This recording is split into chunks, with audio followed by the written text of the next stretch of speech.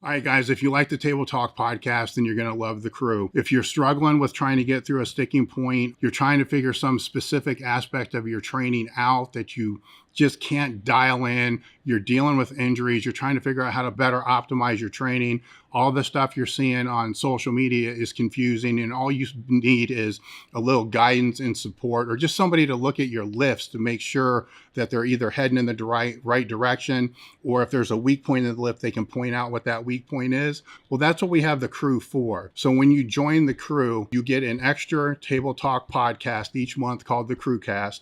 You also get access to our Discord community, which has a training Q&A, form checks with top coaches, mindset section, nutrition, training logs, programs, over 30 ebooks, plus exclusive ebooks just for the crew, webinars, lectures, seminars, giveaways from ranging from full strength equipment. We've given away many yoke bars this year. We've given away actually pieces of strength equipment as well as accessory items, and you get exclusive crew discounts.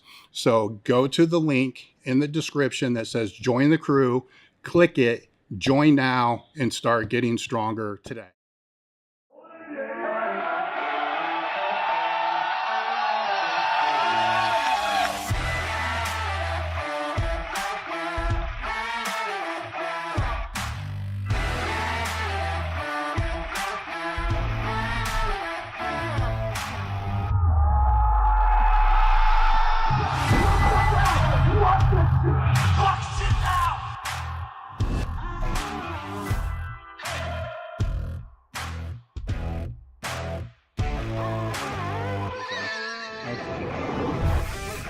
It's time to sit down, keep it real, and cut the bullshit. Welcome to Table Talk. What's up, guys? We're back with another episode of Table Talk. Today, the guest is Gilbert, and we have Tom Shepard here as well. Allie is the queen of men's health. We've had her on before, so we're going to try to not use the same topics that we used previously. This episode is actually an episode of the Crewcast, which is one of the bonus podcasts that you get when you join the crew. The link is in the descriptions. The other part of the Crewcast, or being part of the crew, is our Discord server, where Tom answers a ton of questions on there. We have form checks for all your lifts. We have discussion threads on pretty much everything, like a zillion ebooks. There's programming we're starting to put on there. What am I forgetting? Because there's so a lot much. Of memes and dog photos. There's a lot of memes. There's dog photos. There's a meathead breakfast thing. And there's more things on there than you'll probably ever use, but the things on there that you will use that everybody likes the most is the community aspect, because not everybody has access to train with a crew or to have training partners. And this Discord community section is the closest thing I've ever seen to a training crew that's not people training in person. So join the crew. The link is in the description. With that being said, I'm going to jump off here with why men's health specifically. So I do get asked this a lot, and my go-to joke is because I have daddy issues, and people are like, what? So I do have a compromised relationship with my father, and I think that a lot of our purpose in life can be drawn from any pain that we've endured. And basically, I wanted men to be able to be the best versions of themselves and to show up as the father and the husband, brother, partner that they know they can be. And it also kind of happened by accident, because after I graduated with my exercise science degree, just like anyone, you want to train athletes. And I realized that the money I would be making right away would not necessarily support the rent that I needed in Greenwich, Connecticut, where I grew up. So I worked at a commercial gym, and I was training a lot of guys who happened to play golf, and all the Wall Street type A dudes. And I was like, golf is a sport. This is something they take seriously. And golf was a sport as of, I think, 1996, when Tiger Woods came across and was actually fit looking. So I was like, I'm going to dive into this. So I took the Titleist Performance Institute's golf fitness certification and became the golf fitness person in Greenwich. And it brought me all men as a clientele. And pretty soon you realize the discussion goes from, well, I want to hit the ball farther, I want to be more mobile in my swing, to how do I get abs? How do I fill up my shirt? I want to look like Tiger, but like not too big. And I was like, interesting. So I kind of just learned everything I could about men's health because we would have a ton of discussions surrounding nutrition, hormones, supplements, all that stuff. And that just became my niche because no female had taken over that. And nobody was really bringing men's health topics to the surface in this open, unfiltered way. So that became what I wanted to do. And that's been my passion. And here we are 10, 12 years later. Yeah. I do love the too big thing. I love that because it only happens with lifting, right? Oh, with golfers?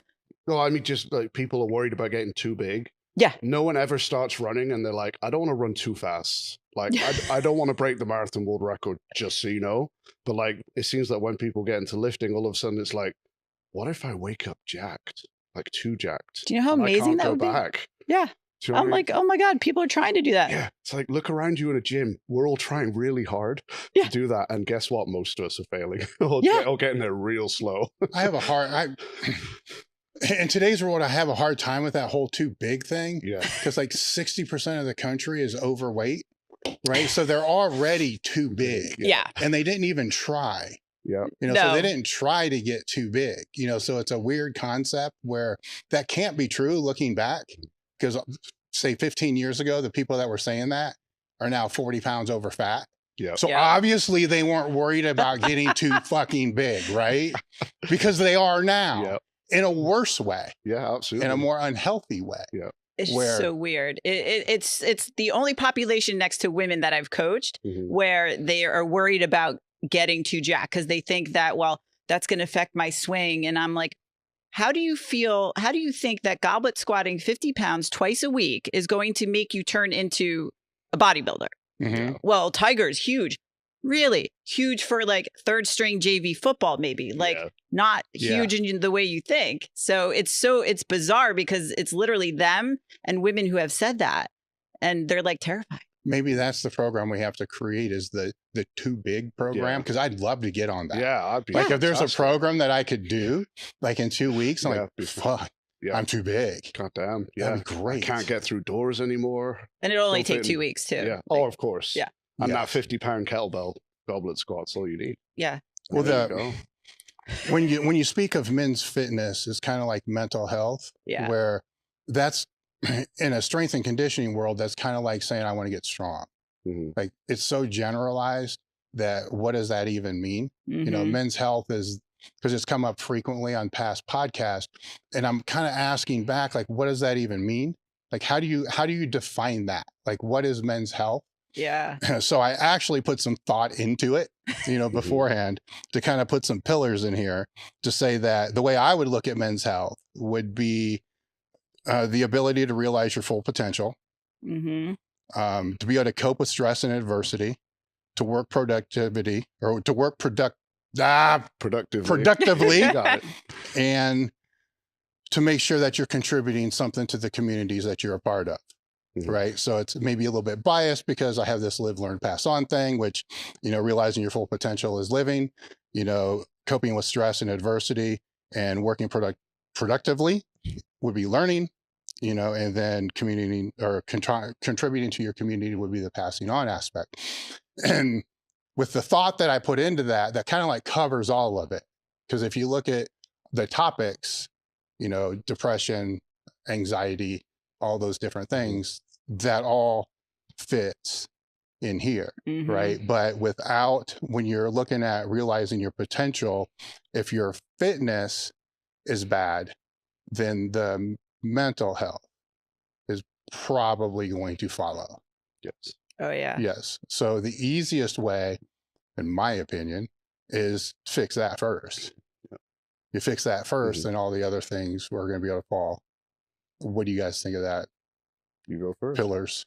I think it's highly logical. I think the work done to accomplish that can be overwhelming for some people because that involves doing very hard things and uncomfortable things. And it takes a lot of time.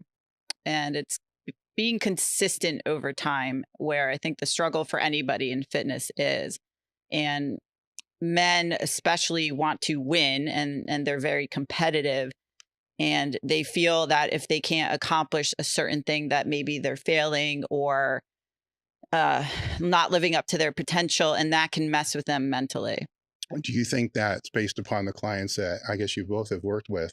Do you think that is harder than starting in the first place? That's a great question. I mean, I don't know. just to backtrack to your kind of original point there, I think like when we're looking at pillars like that, there are really only two types of things, in my opinion, that, and again, this kind of goes off on a philosophical tangent, so cut me off if it kind of goes too far, but there are really two things that, in my opinion, give someone actual fulfillment and confidence and self-worth and all that, whatever you want to call it. Usually it's either something that builds up yourself and improves yourself, or something that gives the ability of someone else to build up themselves or improve themselves. Expand on the second part.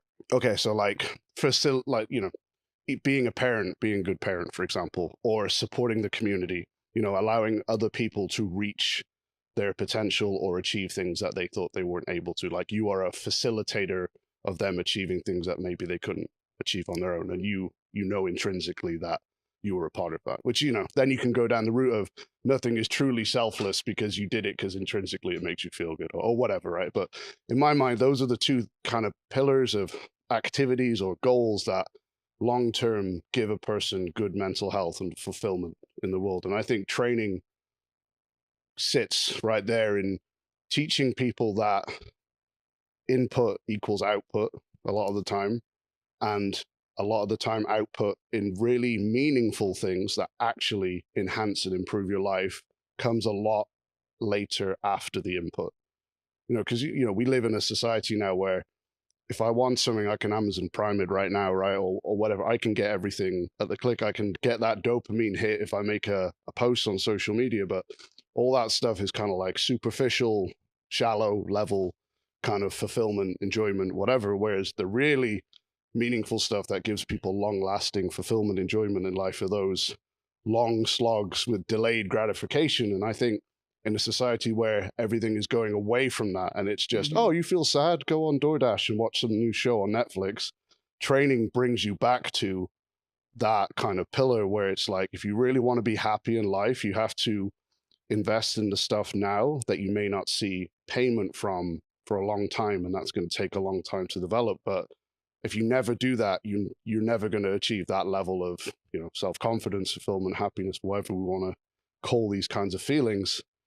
So I think that's where training specifically kind of fits into that, in my opinion. I would agree. I mean, the only thing that's kind of going through my mind with the Amazon Prime example is complacency kind of plays into this because yes, you can get on Amazon Prime and have somebody deliver it in the next day, right?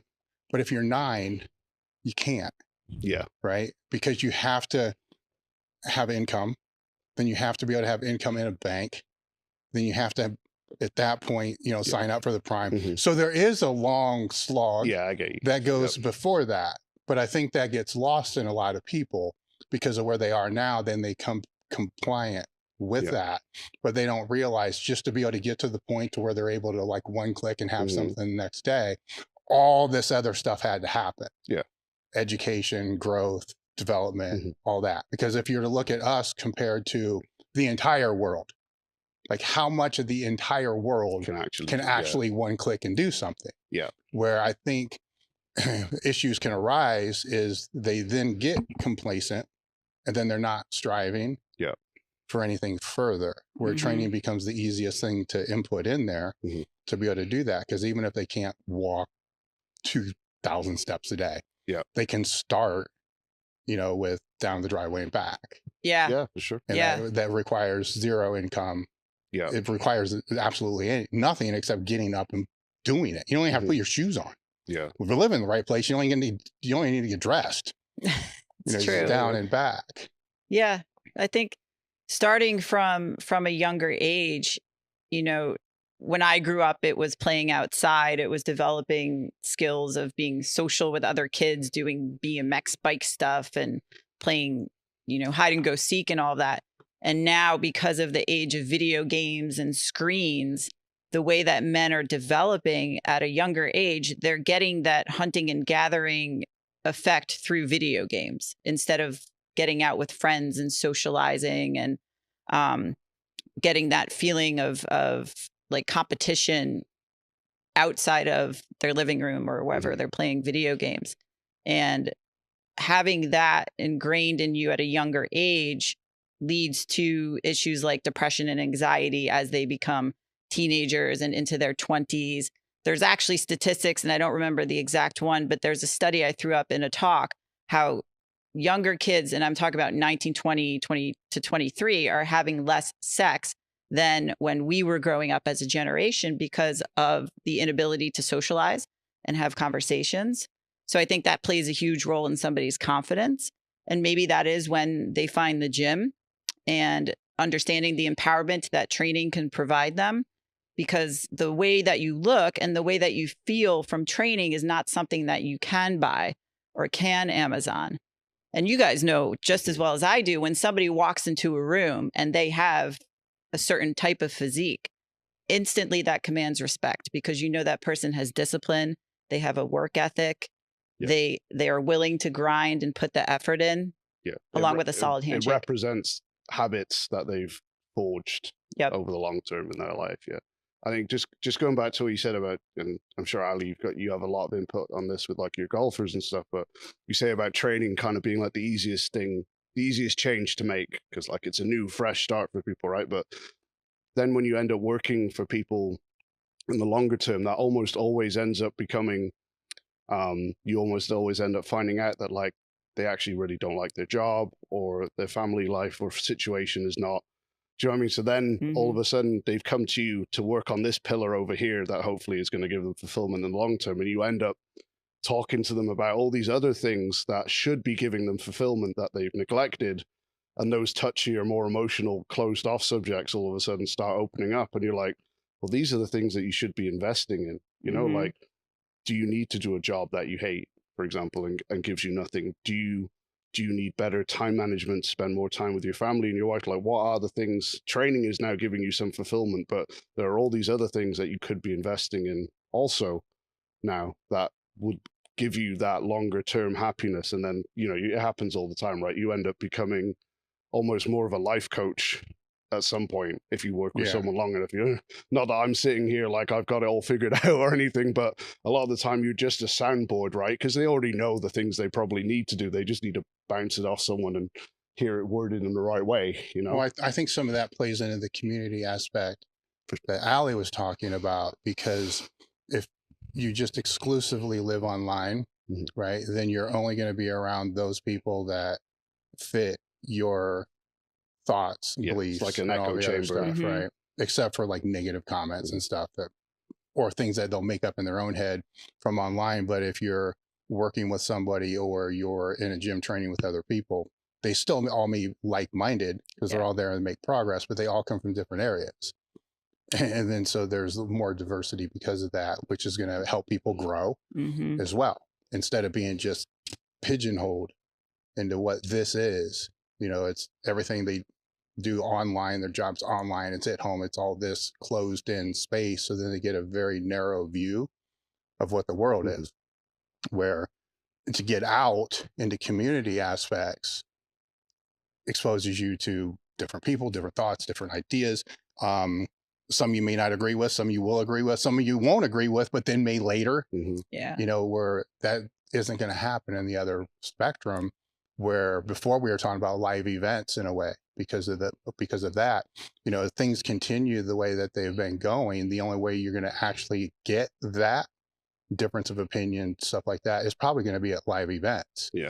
Because of, I don't want to go down a censorship rabbit hole, but let's just not go that direction, but say self-censorship, right? Because you don't want to say this, you don't want to say that, you don't want to say that because it's online. And for some cases, it's probably a good thing, right? I mean, you can't just blatantly go out and say everything that you want. Some do, but usually there is going to be a certain degree of self-censorship, and that expands. It seems to be expanding, where if you're working with a coach, working in a small group, or training in a gym, you're not going to find that, which is going to expand those ideas that typically wouldn't be out there, good or bad, right? So we should be all exposed to that, because eventually over a period of time, the bad ideas lose. Yeah, sure. I think you say like self-censorship there as well. You even go as far as like, you know, if I if I want to choose a podcast or whatever, I'm just going to choose the podcast I want to listen to. Probably because it reinforces all the things I already think. Yes. Right. So like, it almost doesn't matter if the creators of that content are censoring, because I'm just going to go to the ones I want to go to. I'm not going to purposely choose the podcast that challenges all my beliefs. Yes. And makes me think like, oh, maybe I don't have all these things figured out. Maybe I am wrong, because it's just not human nature, right? So we almost, regardless of what people put out, we almost create our own echo chamber anyway. But with it not, working against human nature, that goes back to what Ali was saying, is you need to put yourself in uncomfortable situations. So just in the strength and conditioning realm, I've always looked for those other places that are against my bias. Yeah. It's a mind fuck, right? Because then you start questioning your bias, but then that bias becomes better. It's kind of like a weird way to say that, right? Because that just means it becomes more of a worse bias. More expanded. More informed intense as well. Yeah. Yes. So to circle back to what you were saying with that community aspect, keep going down that road. It's so much more important now because of how we're living online. And that's why I love live events, because my social circle is at the live events. I work online now. I've been fully online since 2020. And when I go to the live events in our industry, that's where I see all my friends. And I feel like I'm at home and I'm amongst people that understand me. They understand my caffeine addiction. They understand that, we're all crazy in some way, and the body dysmorphia issues. Like, everybody understands that. When I talk to a lot of these guys, they're not prepared for certain things when they change their lifestyle and they change their habits and training. And I found myself having this conversation a lot more in the past 2 years, because they are still hanging around people that maybe they've known forever, or that they drank with every weekend, or did things that are not complementary to what their new lifestyle is. And I tell them, listen, you're going to face challenges when you go out with people. They're not going to understand why you don't want to drink alcohol. They're not going to understand when you say no thank you to pizza or something else, because it really triggers their insecurity of their inability to do what you're doing. Because at first they're going to feel almost threatened, and like it's some sort of what's the word? I can't think of the word, but they're going to feel threatened in a way where they're like, well, he's changing, and they say it as if it's negative, but you're actually doing things to benefit your health. For example, if they say don't get too muscular, like, what if you turn around and say to somebody, don't get too fat? Like, how would that be taken? But we can't say that socially because that's not appropriate. But these guys are facing a lot of this. And I said, listen, you're going to fuck up. You're going to give in, and that's okay. As you go along this journey, it will get easier. You'll get more resilient, and then people will back off. And you can say, yeah, I don't drink right now, or, I've got goals and I don't want to do this. And then guess what? You'll have a new circle of friends because you're going to live events or experiences, or hanging out with your gym crew because you're at a new gym, and, people respect the work that you've put in at the gym. And it happens to everybody who did not have that type of social support. And then they go through that, and guys they don't have these conversations about that stuff. And I think that's where, like, being a female, I have that empathetic side where I can talk to them about this, and then they really disengage and let their guard down. And they're just like, yeah, this really bothers me. And they're successful, and, some people super wealthy, and they feel isolated and alone because they're doing something that's benefiting their health and making them more successful as a man, yet they're being criticized for it. I think in those scenarios, the point I would usually bring up with those people is, like, the people who are criticizing you, are they the type of people you aspire to be? Like, Bingo. are they actually achieving the things that, and if they are, fine, listen to them. Do you know what I mean? But are their priorities and their actions leading to outcomes that you want to reflect, or are they totally different? And in which case you say, well, what are the people that you aspire to be doing? Chances are they're probably doing all the stuff that you just spoke about, right? If they've made this decision, like, I want to get into training, I want to improve myself, chances are the type of people they look up to are high performers in some way, whether it's, training or work or both, and all that. So unfortunately, you get in a scenario where, people can be very good friends for a very long period of time, but it doesn't mean that that's the person you want to be and model yourself on, if Right. that makes sense. I would say that if that pushback begins to happen, then you're on the right road, Yeah. right? Because when you start something, if it's a business, fitness, training, or whatever it's going to be, and you express to your friend group that you're going to start this, very rarely is anybody ever going to say, that's a bad idea. They're going to say, that's great, you know, good for you. It's only when you start to become successful where they're going to start to criticize. Yeah. Which you have to remember, what did they say from the start? Yeah. Right? Because they will change. And the more fit you get, the stronger you get, the more healthy you get, all that. The from some people, that criticism is just going to compound. You know, on the other people, there's going to be fans, they're going to be cheerleaders the whole way. Where it's if you don't do that, you're not going to be able to separate who's really your friend and who's not. Yeah. Because then you'll just stay there. Yeah. And then become that. Yeah. You know, and in your own words, you got to watch what you say too, because in some regards, we all are that. Yeah. Yeah. You know, where, and maybe it's a natural feeling that you feel because somebody's being more successful than what you are because you're not doing the work to actually do that. So it's easier just to criticize them to justify to yourself your lack of actually doing anything. Yeah. But if you can catch it and say, why am I saying that? Then usually you don't like the answer. But you have control of changing that. Or if there's somebody, and this is what I was going to ask, if there's somebody there that can call you out on your own bullshit, right? Where with the clients that are coming to you, the question would be, are you telling them things that other people have already told them before? Like, so you'll push this, you need to do this, walk, exercise, whatever it's going to be. And then like, yeah, I've been told that. But then they listen to you as they didn't listen to the other people. Do you find that more common than not?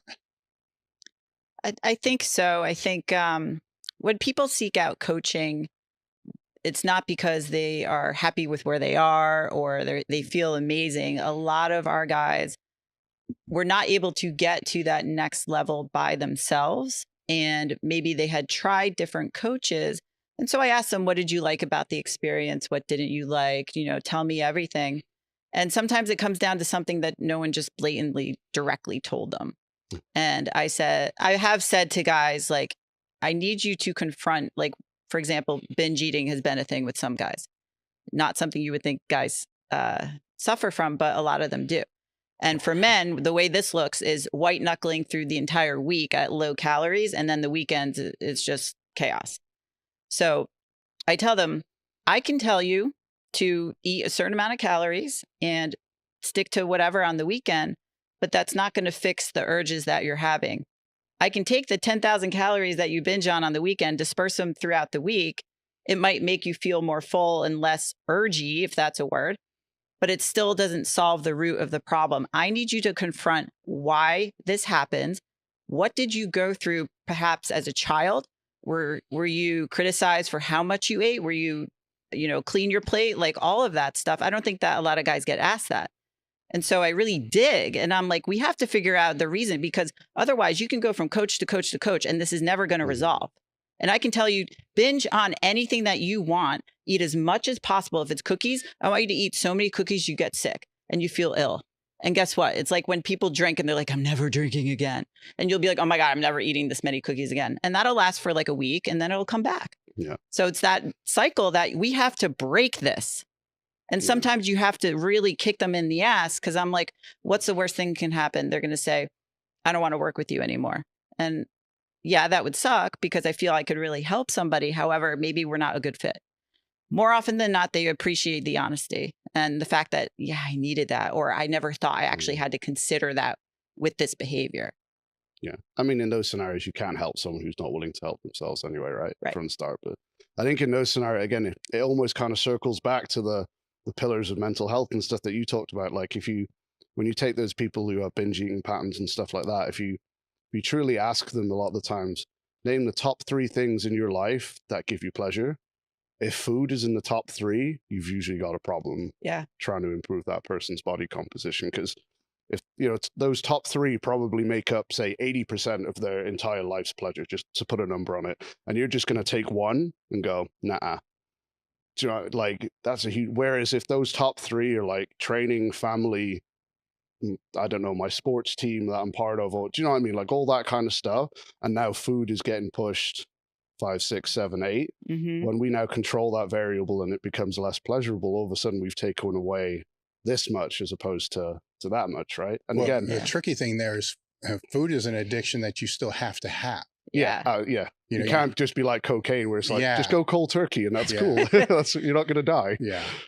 Yeah. It's very, and I respect how tremendously like hard this can be for somebody who, I've never struggled with binge eating, but I can understand that changing your behavior this way in any sense, when you identify food or alcohol as your release and you need to find a different one, and maybe you already train, these guys are already training 4 or 5 days a week. Why is there this urge for the stress release? What is going on that you feel you need this? Let's explore that. And it's a little bit easier to flip the switch because it's more of they've been through well, just don't do that. Okay. Like how often has that worked? Like some people can absolutely cut things off, but like you said, food you have to have every day. If you have children, you have more hyperpalatable things in front of you on their plate. You don't have to finish their plate. But you know what? You will, as you get better at resisting it, it becomes like a muscle that you work continuously and you get better at it. But they don't realize what actually goes into exploring the reasons behind things, because men just want to win at this and understand, because you guys like structure. Tell me what to do and I'll do it. I can do that till the cows go home. But if we don't figure out the why behind it, it's not going to truly change this. And I want you to be able to change and feel empowered that you have control over this. Because the last thing a man wants is the feeling that he has no control over something. No, I mean, I think also the thing people forget, people get training right. Training's like the easy part. We go in, we get the endorphin rush, whatever. We see progress, hopefully. That's all like self-reinforcing, right? Whereas like food, like you said, it's in your face all the time. You can't avoid it. But people forget that, like, let's say discipline, for want of a better word, with dietary habits. It's not something that people just go, okay. And now I'm all, now I'm an IFBB pro in prep mode and I'm perfect. You know what I mean? Like it's a skill and a habit that gets cultivated and built over time, and no one's perfect from the start. But again, I think that's something that doesn't get talked about, which is like being 70% on is fine. If that's your start point, you don't need to beat yourself up for the third. I mean, if the 30% off is like your all day cheat meal you talked about, where it's like 12 hours long, maybe that's an issue, right? But as long as that 70% is becoming 71, 72 over whatever time frame, then you're improving. At the end goal is going to be there. Your timeline might be different to another person, but it doesn't matter. As long as there's some form of self-improvement going on at any rate, you're way ahead of the 98% who are probably going the other way, right? Like, just to use like my own example, I was the other way. I was too structured and obsessive, and I think at one point on MyFitnessPal, I had like a 1,700 day streak where I literally logged every fucking thing I ate, including like dinner at Christmas. And so like for me, the process was the other way, was how do I get away from that? And that took, it's still an ongoing process. But if I say 4 or 5 years to get to the point where now I can be more relaxed about it without the internal struggle, that's okay if it takes that long. You don't have to be perfect straight away. You've got, as long as something is moving in the right direction, then you shouldn't be punishing yourself if there's any form of improvement there, in my opinion. There are, when going back to, them being asked certain things, I do ask them on our intake form some of their proudest accomplishments in life so that I can review what they value. Their favorite car, because I love cars and I like to get to know them. But I ask also, and I ask this live and on the forum, if they have a supportive partner and if they have a supportive group of friends, because then you can know what you're up against as well. Because sometimes it's not just them, like we discussed before, the social circle, but if they don't have a supportive spouse or whomever they're living with, that's going to be something we have to confront.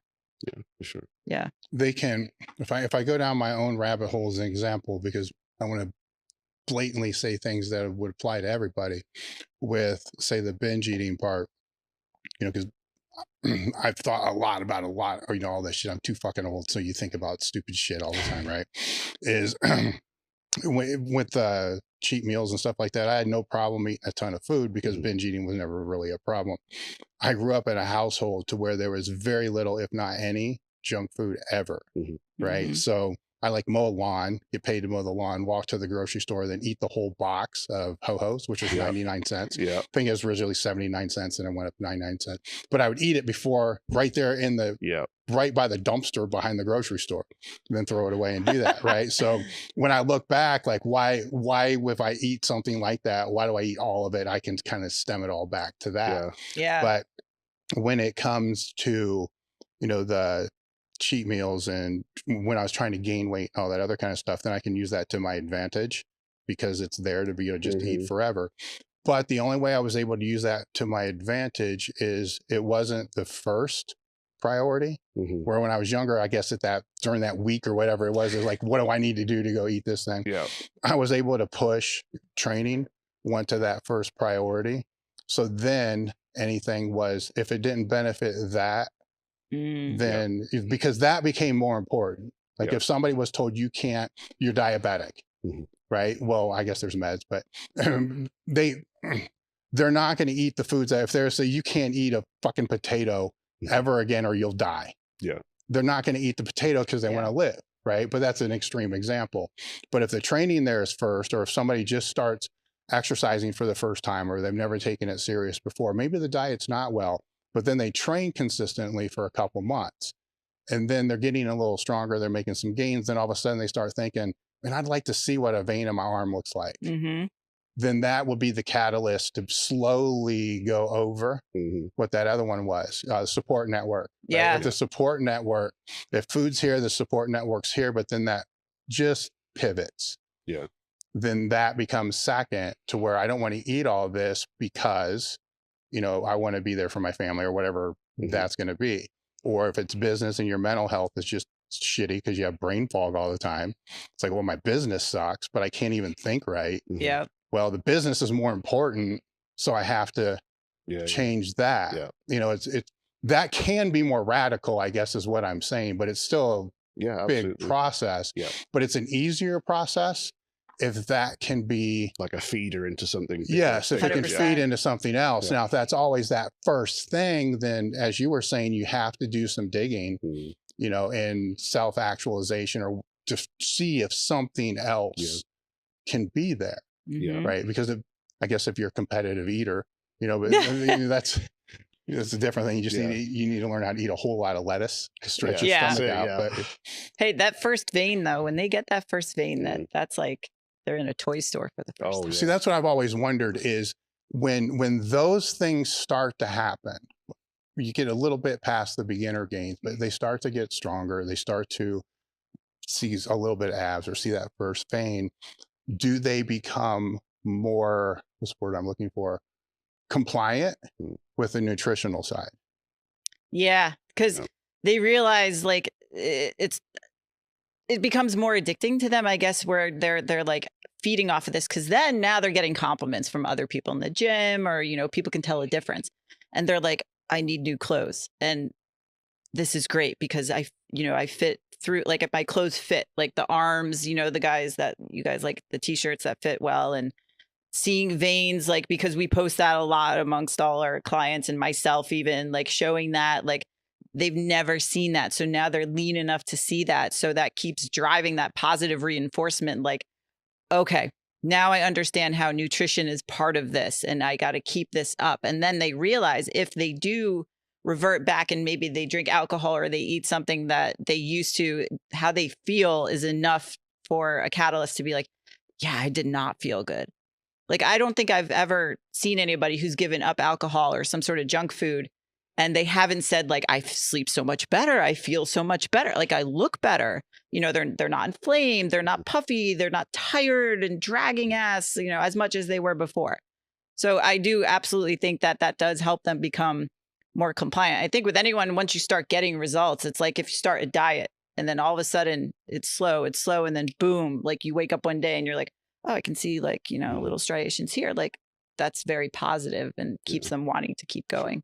So when we, get into the hormone optimization because now, you know, TRT is a new Flintstones multivitamin, right? So everybody wants hormone optimization. Yeah. How much does the training, nutrition, rest, recovery, how much does that play into the hormone optimization before you even get into supplementing the hormones? Because there's two paths here where I want you to talk about how much that can change the optimization of hormones just without any supplementation, but then how it will impact the supplementation to actually be better if all those are in place. Because what we'll typically see as somebody moves through this journey is they just put that in, but none of the other things change. But then they feel a little better because that's being supplemented, but they could feel way better and make way more progress if all that was fixed. So without the supplementation, what are the changes that you guys see just on those factors being changed? So I think I talked about this last time, our approach. I coined the term GPP for TRT because you can be on TRT already. It's not exclusive of that, but the approach is for men to become the most healthy and resilient possible for when they do go on testosterone. It does work that much better for them. So what does that mean? Most men don't like doing cardio. They think their muscles will fall off. They just don't want to do it. So we have to get them with a good aerobic base. So that does require like low intensity, steady state. But I'm telling them, I'm like, listen, this is the first phase. You're going to hate it, but this is the hardest part.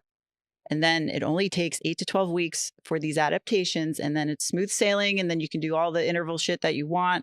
I need you to do this right now. So it's higher reps. It's a lot of low intensity work. And then that gets a lot of the body fat off, because if they're over 15%, I would say it's not going to be the best experience on testosterone because of the inflammation caused by body fat. So we get the body fat down. We match the nutrition to that. Usually it's a lower carb approach. Get body fat down, allow their mitochondria to build so they can actually use the food they're eating. Then we transition them into more of hypertrophy and the strong and the fun stuff. They start to feel better, look better. Maybe they did labs before. The labs start to improve. Mindset improves, confidence improves. So then when we introduce testosterone, it's kind of like the icing where, for me, like I've gotten emotional before talking about the transformation that occurs in men when they do go on testosterone, in addition to all the lifestyle factors, because it's like everything comes together. And just talking to them, I notice a difference where the confidence and assertion in their voice is completely different. And they feel they can show up as the father, husband, brother, whatever, like way better. They don't have that brain fog. They feel they can recover from the workouts in the gym. And their whole life just improves. And it sounds like I'm selling everybody on this, but literally that does happen to a lot of guys. But also, like you mentioned before, sometimes that has to be the catalyst to get them motivated, to get them in the gym, to get them doing the lifestyle things. But I am very clear that that does not fix it. These are things that have to be addressed, whether you're on testosterone or not, because it's your health. And sometimes it does take lab work for guys to see like, oh, shit. So in that scenario, it's almost like maybe someone going on like an antidepressant just so they can feel good enough to actually start making the changes they need to, right? I think the biggest misconception with like HRT and all that type of pharmacological input is just like, people think it's like an input on ChatGPT, like you just go prompts, and you put whatever you put in, the right thing comes out, right? But like, you got to realize that there's so much that goes on between that injection and the actual physiological changes that happen to it. Like Ali's talking about with aerobic capacity and you know, all the stuff that comes with that. If you're really poor metabolizing oxygen and all that type of thing, you've got a lot of free radicals and inflammation, your absorption of those hormones is going to be worse. If your body fat is high, your aromatase enzymes are going to be more active, so you're going to convert more of that to estrogen. You know, there's all these factors that go on that change the outcome with the same input. You know, it's kind of like gassing up a car that's working great compared to putting better gas in a car that's falling apart, right? It's not going to make much of a difference to that car that's falling apart, because that's not the real issue here. Like, and it's, you know, on the kind of extreme end of that, you see that with a lot of, you know, people who are using it for performance enhancing purposes.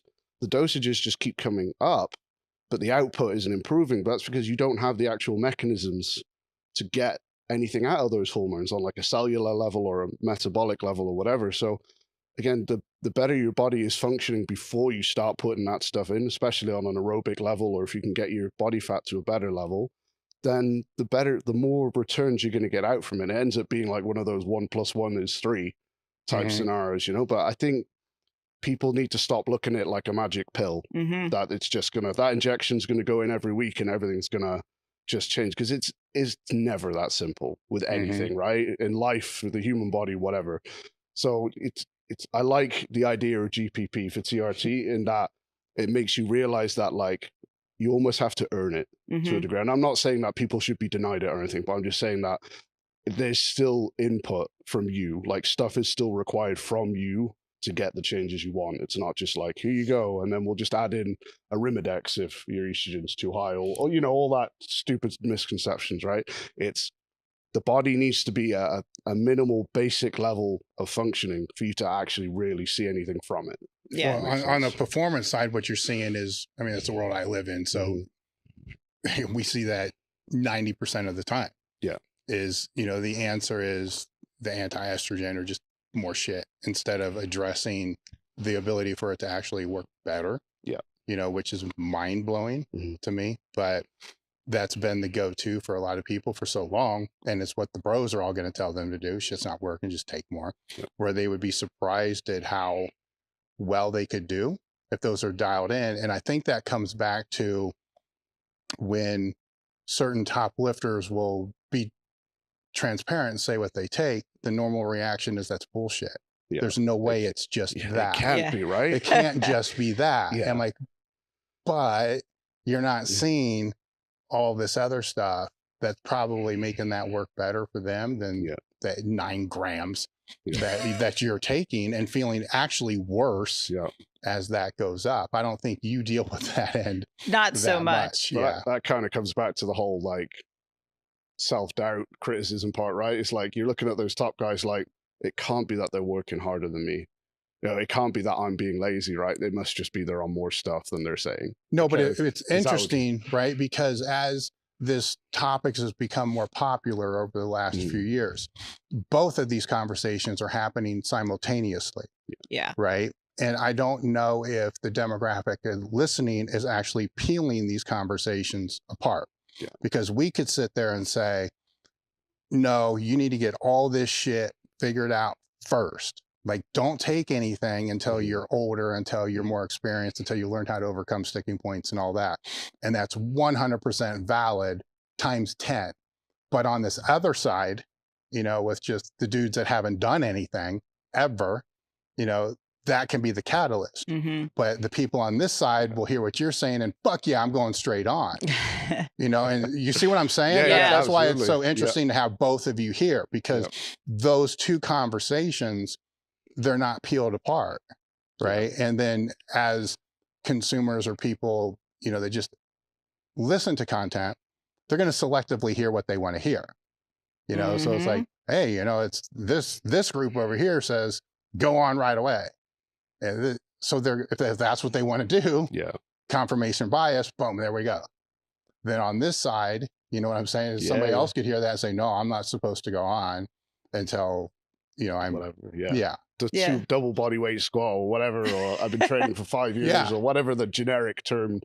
Now you take both those demographics and you put them in the same gym. Yeah. You see, that's probably what you deal with, right?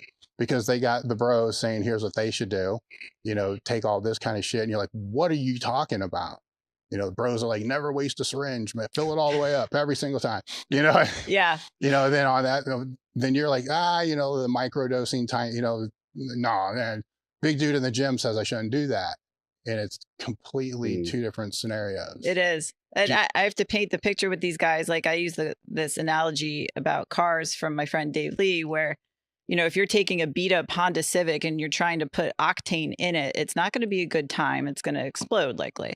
So that's the same thing with testosterone. When they're not healthy and they're adding this, let's get you to perform like a Lamborghini so that it's smoother and efficient or it's not efficient, but it's smoother and it's actually going to be an enjoyable process. And we actually do have guys who do want to try to do the best they can naturally. It's almost like they feel they're defeated if they can't get their testosterone up. And I always preface any type of program, I say, listen, the most I've ever seen somebody increase their testosterone through doing all the right things is maybe 300 points. Doesn't mean they feel better. Doesn't mean, it impacts any other way. I'm just letting you know, don't be disappointed if a year later you do labs and you're the same. And quite often they're the same, give or take like 40 points. Sometimes they obsess on that. I went up 40 points. I'm like, and how do you feel? The same. Yeah. Okay. So it doesn't really, same with like test boosters. Yeah, but it increased it. Okay. But like, how much do you feel different? Like these things don't work. So positioning it that way, usually then they feel a little bit better about going on testosterone because they feel, okay, I've done everything I feel I possibly could. Then once they get on, there are some guys after 3 months, I feel so good. What else should I take? And I'm like, nothing. Let's sit here for a while, because they're like, watching whatever YouTube. They're like, well, there's these, they call it TRT plus or TRT add-ons stuff. Like that's a new term within the last 5 years. So, well, this guy takes this, or should I fuck with SARMs or do that? And I'm like, no.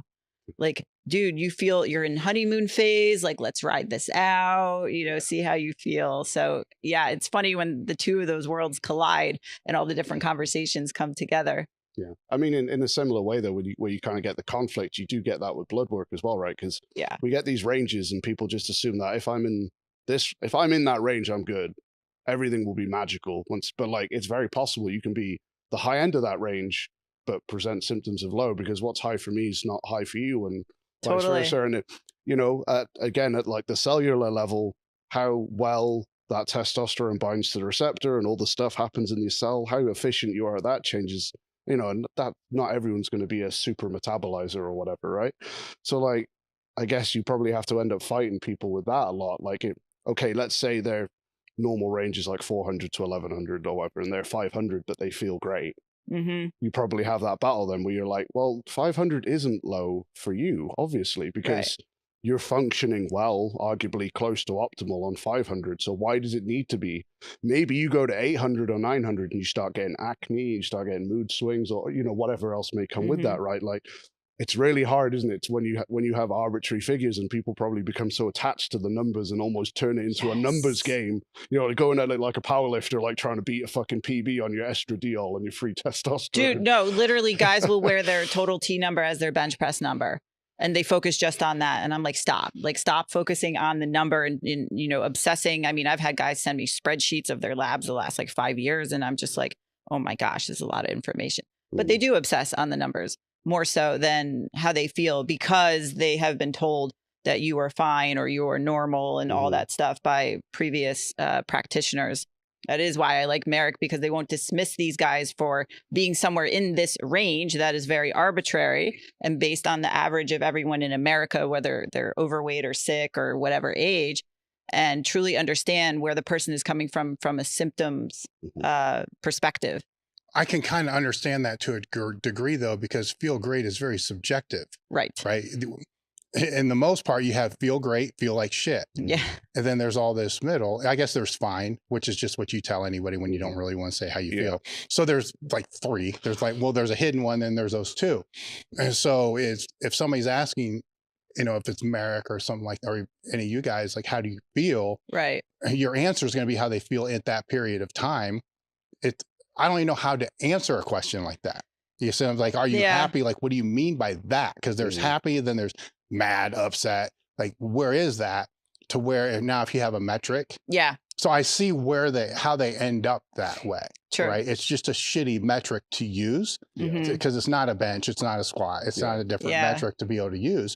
So what other metrics will you put out there in those cases? Because they will wear it like that until you can give them a different metric to be able to use. Yeah. And so a lot of men associate their testosterone levels as being good or not by whether their sexual performance is doing okay. Or basically, if their dick doesn't work, they think, oh, I must have low T. There's a lot of guys who are like, I have no problems in the bedroom. I have morning wood every morning.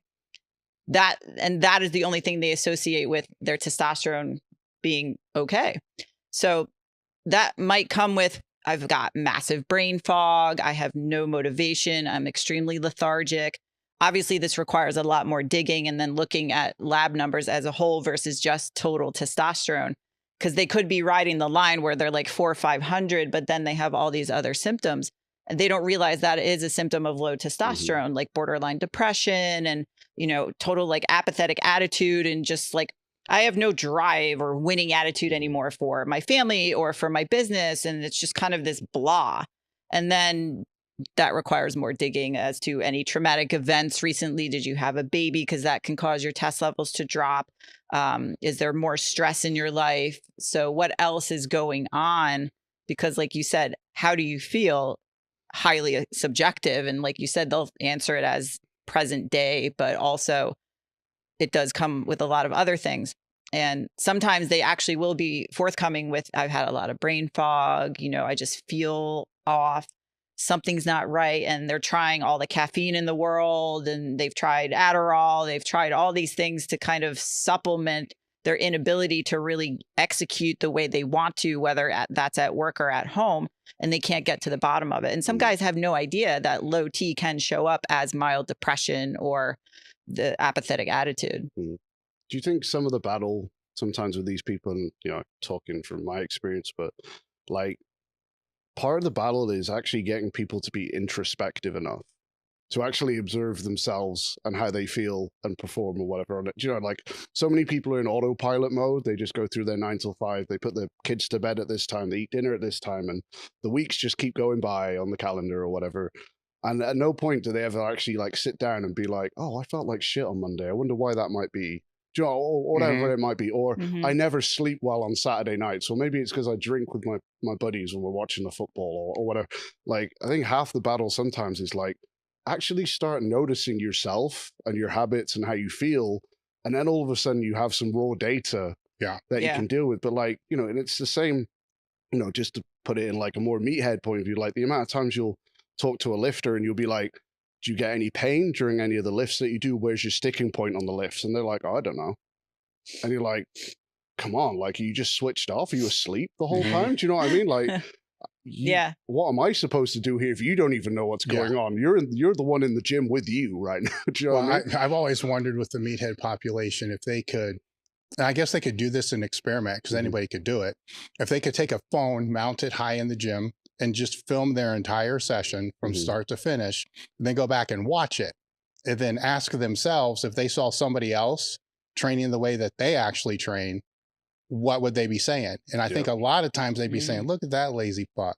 No, absolutely. Yeah. And that's that introspection that you're talking about. Like if you could remove yourself and watch yourself train and if that was somebody else in the gym with you, what would you be saying to the person you're training with to say about that person?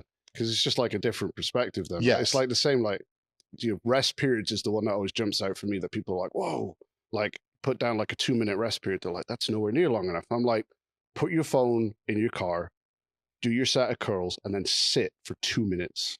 That's look terrifying. At the clock. Do nothing. Yeah, just watch. And then you tell me 2 minutes is really short because it's not. But like when they've got their phone and their buddy or whatever around them, all of a sudden that 2 minutes feels like nothing, right? But again, it's just a case of like actually observing what's going on and being like, oh, actually, maybe I don't need that much rest. Maybe I do feel like shit at the weekends or, whatever it might be. And now all of a sudden it's like, well, now we can actually we have something to dig into. Yes. Now, and they may actually shut up about the other people in the gym that they're talking about now because they might be worse. Yeah. Especially on form, technique, and a lot of things. There's a lot of things that can be caught up in that. Totally. What were some of the Discord questions that you had? Yeah. Okay. So, one of the ones I wanted to jump into from like a hormonal viewpoint was, what's your thought on HCG monotherapy, and then also the use of HCG with TRT in Gen Pop? What do you see good success with either? Do you think that it's something that more people should consider, so on and so forth? So HCG is often given to guys with testosterone replacement to maintain fertility, also for testicular hypertrophy. So I always go off and make jokes about the fact that like we women don't care how big your balls are. Like it makes everything else look bigger, and women are not putting on their dating profiles like I'm a ball girl. I love like a big sack, you know. However, there are guys that care and they want to maintain that. So that would be a reason in addition to maintaining fertility. There are clinics out there that just give it because they think that it goes along with it. Some guys do really well on it, some don't. And well, let me interject. Does it? Like if you're using that while you're on, will it maintain fertility? And will it if the dose is high, like most of the lifters will do? it's supposed to. Yes. Yes. Well, that's supposed to doesn't necessarily mean. So men should do a sperm test before they go on yeah. testosterone if that is something of concern. Yeah. Because it's odd because it's not something that's often talked about when whatever doctor they initially talk to about TRT, they're not necessarily saying, well, is fertility something that you care about? Do you want more kids? Stuff like that, which is mind blowing. But that is also, especially in younger guys, just get a sperm sample so you know, because then if you go on testosterone and then you have no sperm, you can't necessarily blame it on testosterone, but you didn't know beforehand. So always get a test. So yeah, so that is the primary reason it's given. As a monotherapy, what I was going to add to HCG being a female pregnancy hormone, not all guys will feel great on it because they don't have a deficiency in that. And so that's something that can antagonize estrogen, and also they may do better without it. If they need to go on something that's not testosterone, it's different with different clinics, but I think more clinics will err on the side of using clomiphene, but for a short period of time, because that's not something that guys would want to be on for a long period. So if they're younger, but I have guys that are onto HCG and they feel fine and they've had no issues. But in for the average Gen Pop person, it's going to be a fertility aid, probably. I wouldn't use it as your replacement for TRT, which is a good thing to touch on, because guys will try to find every other way aside from using testosterone to increase their testosterone. And I'm like, listen, if you're a diabetic, I'm not going to give you protein to hope that this complicated process to make sugar, like if you need testosterone, go on testosterone. But for some reason, with all the stigmas and everything, like everything else is looked at as this might be the way. Well, sometimes it's even worse for them. Right. Yeah. And then also the same with pregnenolone. Do you find that you have a pretty successful rate with improvements in people with pregnenolone in terms of it enhancing the treatment? So it's tricky with guys. Unless it's deficient, it's not something that I would haphazardly throw at somebody. You want to get that tested because it can cause anxiety and a host of side effects if a guy is just taking pregnenolone just to take it. All right, so let's stay on this because that's twice now that this has come up, like the sperm count, pregnenolone. What should they have tested before they go on? Because there's different types of clinics. There's American Health, which we all know is what everybody should use, right? Yes. So they're a good one. But there's other ones, I call them Test Club for Men. Yep. You know, that you just get a hold of and they just send you whatever you want, veterinarian or not, right? So in those cases, they're probably not even doing labs at all. It's like take a physical, protect their ass. Write your name on a piece of paper. Whereas what would the markers be they should test before? So if they've never been on testosterone, you want to get FSH and LH just to see what's going on there. Is the signal being sent from your brain to your balls? Because that will determine what type of hypogonadism they're suffering from if they have it. So primary is more having to do with testicular trauma. And if they have a varicocele or if they've been kicked in the balls or something, then that's something that's very difficult to rectify without hormone optimization, or if it's due to old age. So that would be like a manufacturing issue, for want of a better way of putting it. Like they can't create the testosterone. Okay. Yeah. If their factory installment is not operating properly. Secondary hypogonadism is what the majority of men are dealing with, especially the younger ones. And that's the impact of stress and the fact that there's a disruption from the signal from the pituitary down to the testicles for some reason. And it's finding out what is that reason. And that can be a host of different things. Majority of the time, it's because of stress, the input of environmental stressors, physical, mental, emotional, but I don't think people really think of that as a reason. Yeah. They don't realize how stressed out. I mean, I think one of the most terrifying things to do to somebody is sit them like on a front porch with no phone, no TV, no radio, and just sit there with themselves. Like what we used to do back in the day. That is terrifying for people to have no stimulus. But can you imagine how much less stressed they would be? Yeah, that was literally going to be my next question, because you kind of say younger generation, it's becoming more and more common. So I was going to say, what has changed then, culturally, socially, economically, whatever, in that time frame where now incidences of low testosterone in younger generations is increasing? What do you think, if you had to pick a couple of like main drivers there, what do you think they are? Number one, obesity. Okay. The sedentary lifestyle and the fact that having high body fat is the most inflammatory tissue. So now your body's suppressing a hormone that is going to make you feel better because it is threatened. So that's a stressful environment in and of itself. So having that high inflammation, and that's why it can be a problem where men want to add testosterone that is not wanted into a body that is stressed and inflamed, not going to be as good a time as if they're leaner and have a better body composition. But I think part of that is also the video games and not getting outside and all of that, in addition to a lot of the environmental toxins, which used to be like super woo-woo and like, people using glass containers and stainless steel are such dorks. And actually now that's more necessary. It can be overwhelming because it's not something that you can really tangibly feel or understand. Like, yes, we have all these plastics and all these xenoestrogens and stuff coming at us, but no one really feels that like happening in real time. So it's easy to dismiss. So what I tell men is, listen, here's some structure for you guys to consider as like the big rocks. If you're using plastic containers to store food and reheat and all of that, switch that to glass. Switch your water bottle from plastic water bottles to stainless steel glass if you're brave. And then the second thing would be any products that you're putting on your body every day. So not everybody is using lotion or makeup or whatever, but shower gels, shampoo, all that stuff, aftershave.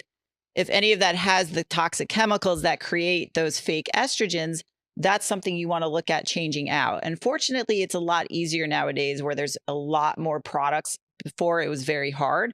Even at the hotel, it says no phthalates, no parabens, no chemicals. And I was like, oh, wow. So they're starting to realize that this is a problem.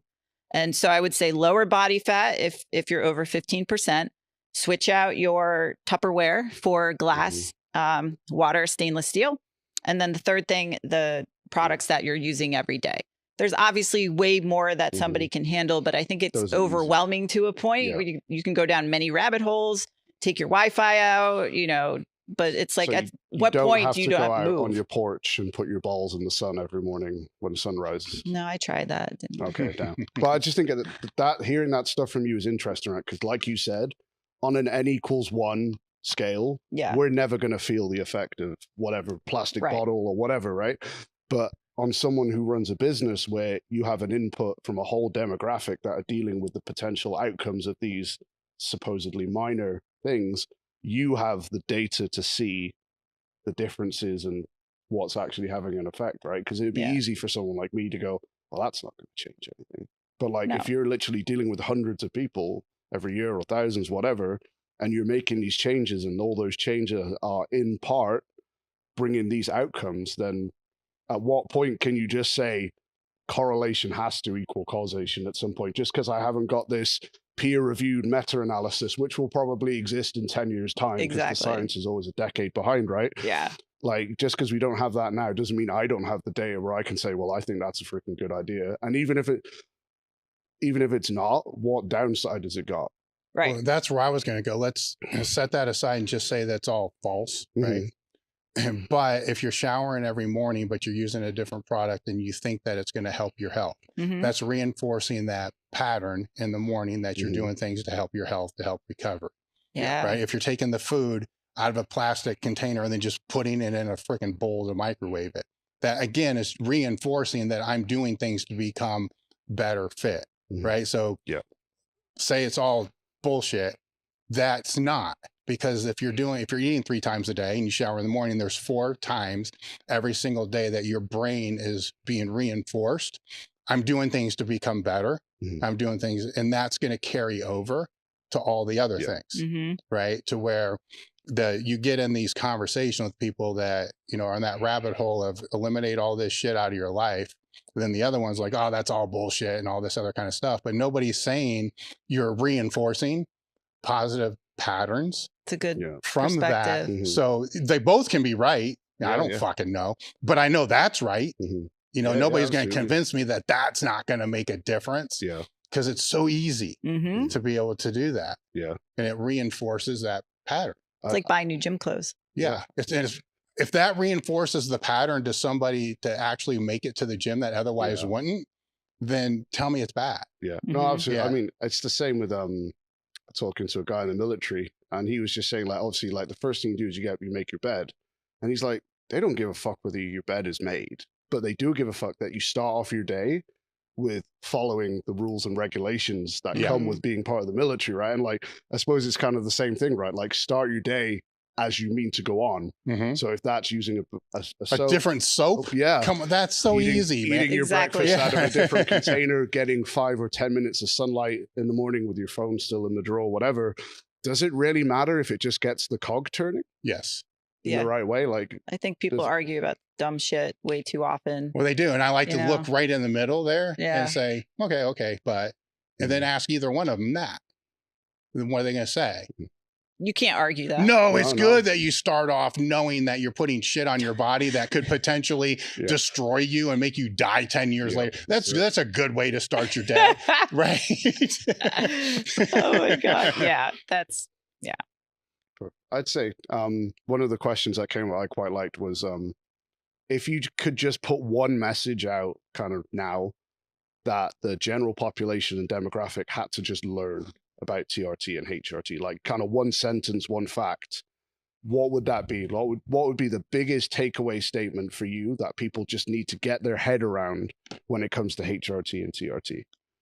TRT is simply replacing what your body should already be biologically producing. Nothing more, nothing less. I think it's attached to a lot of the stigmas and the scariness and all that stuff because of research that's been outdated and refuted, but also a misunderstanding of associating it with bodybuilding only, which obviously are way higher doses than what guys on therapeutic use are doing it for. So same with the, I don't want to get too big. Cool. Try. So do you think there's still, even now, there's a big kind of misconception there with that in terms of what TRT actually is? In terms of, like, you know, we're looking at it as a, you know, it's a replacement of what you should have but whereas the average person still looks at it as some kind of super physiological advantage, like a cheating mechanism. Yeah. Because the discussion online too, a lot of like the questions that I get is understanding what it can do for you. And this goes back to what we were discussing before, because they think that it might be the answer to all their prayers and it'll finally make them jacked. And even guys who go on like 2 months in, they're like, you know, well, I've been on TRT for 8 weeks and I'm not jacked yet. And obviously that has a lot other variables that pour into that. But sometimes they see it as that's the only thing it does. They don't know how powerful it can be for your mind and for your brain and how for your heart and all that stuff with the cardio protection, with the conversion to estrogen and just living a higher quality of life. And it's one of the safest medications a man can take. You know, you have commercials that are saying like you're going to have explosive diarrhea as side effects to certain pills and turn into cannibalism and all that stuff. Yet testosterone's bad.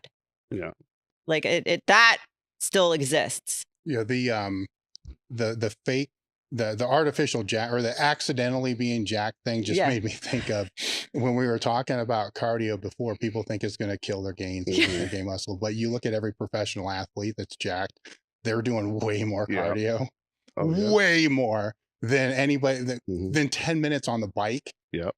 4 times a week. And NFL players, rugby players, all these people, that's all they're predominantly just doing that Mm-hmm. and then lifting on the and side. then lifting on the side. Yeah. And if anybody's getting accidentally jacked, It's them. Yeah. it's Yeah. them, right? Yeah. So we could say you should just only do more cardio. Yeah, absolutely. And then just lift by accident and get jacked. And not care about it. But even that kind of goes back to like when we were talking about, like, you know, you look at like the old time strongmen and guys 40s, 50s, and they're all working in farm fields and factories and stuff, just doing like exhausting physical jobs. And then obviously there's no PEDs and stuff at that point. And some of those guys, that wasn't stopping them from doing anything what would still be considered incredibly impressive now. Mm-hmm.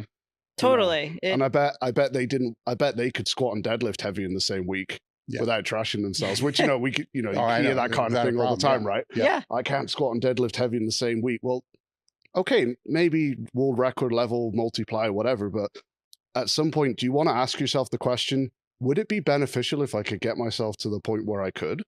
Mm-hmm. Would that be a good thing if I could do both? I don't see why not. Why? Because if I can do them, the lifts I compete in heavy more often, that might lead to more results, right? Mm-hmm. I mean, it's a crazy thought. That's what I do. Like Luke Lehman's talk at Silverback was about doing cardio, like for dudes. And so he put videos of me up with my deadlift and pull-up PR. And then he's like, yeah. And then Allie goes and runs an hour the next day. Mm-hmm. And so I'll put that on my stories. I'm like, yeah, I ran an hour yesterday. And then I'll be doing loaded pull-ups with like 60 pounds. And people are like, wait, like, so you don't lose strength and you're not shrinking? And oh my gosh, you can still do both. And I'm like, how cool is it that, yeah, you can actually lift that and then go run. I enjoy it. I played soccer. Like, it's okay. Because you're not going to shrivel up. Like they associate any type of cardio always. Well, I hate running. Why does it have to be running? There's 11 billion other you know, choices that we have. Yeah. But when the zombie apocalypse hits, you're going to be pretty well prepared there. Yeah, all around. That's another great way of putting it. Like apocalypse ready. Maybe we should sell that training program. Just another one that came up there, because this is kind of maybe a little bit of personal experience here for me, but someone asked the question, do you find that you have to make any special considerations or have to work especially hard to combat the side effects of people who are on things like SSRIs when they're on TRT? Because obviously it normally comes with some kind of weight gain or lethargy and sometimes like that. So do you find in those scenarios that there's anything different that you have to do, or there's any methods that you use to combat those side effects with those individuals? So we have the discussion, obviously, of what else they're on and understanding if they are experiencing those side effects, how we can best navigate that through their program. I am not somebody to say, well, you can get off of those medications. I'm not qualified, nor would I go near that. So I will lean on the medical practitioner to handle those conversations if they come up. Nothing so crazy, though, with any of our guys has happened. And we don't have a lot of them who are on that. But the times that we have, I would say, if anything, they're just maybe more tired. Yeah. But nothing. And do you ever find that you maybe take on people who've been on those kind of medications or maybe anti-anxiety meds or whatever, and then TRT actually gets them to a point where they don't need them? As in that kind of like is a catalyst, and everything starts improving, and all of a sudden it's like, oh wait, you know, maybe I don't need these anymore. Yeah, that's actually very common in veterans, because when they leave the military, similar to the TRT Club for Men starter pack that everyone gets out the door, veterans get the starter pack for them. It's like Adderall, Ambien, antidepressants, stuff like that, when in fact they actually should have their hormones checked and they need testosterone. Yeah. So quite often, nor do they want to be on those, because I think for them it's more of a pride thing, but they just feel so awful and they don't understand why. Onset of getting hormones tested, getting on testosterone, and then they realize that they can taper off, and they have. And so we've had that before. Yeah. The reason I bring that up, just as like a personal tangent, I'm sorry, but like I was on every SSRI you can ever imagine, and like I had at one point I had what was called a serotonin storm, which is basically what happens if you swallow the whole box and try to off yourself. But my depression was actually because I have way too much serotonin. Obviously, serotonin calms everything down, brings you low, right?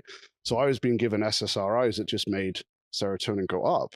So it just made everything worse, right? If I had anxiety, that'd be totally different. But I just think sometimes there's a bit of a miscommunication there. But my testosterone, because they were doing blood tests on me at the time because they thought I might have testicular cancer and various other things, has always come out like I think the range in the UK with whatever measure they used was like 400 to 1100. Might have been like nanograms per deciliter or whatever. And I would always come out like 408, 404, 398, something like that. And bear in mind, at the time, I'm training, eating well, not sleeping, but that was a side effect of everything else. And it was only when I actually started taking testosterone, which I had to self-administer, that because it stimulates dopamine, which was the root of the problem, having dopamine receptors that were just frazzled, having something that actually stimulated the dopamine was like, oh, this works now.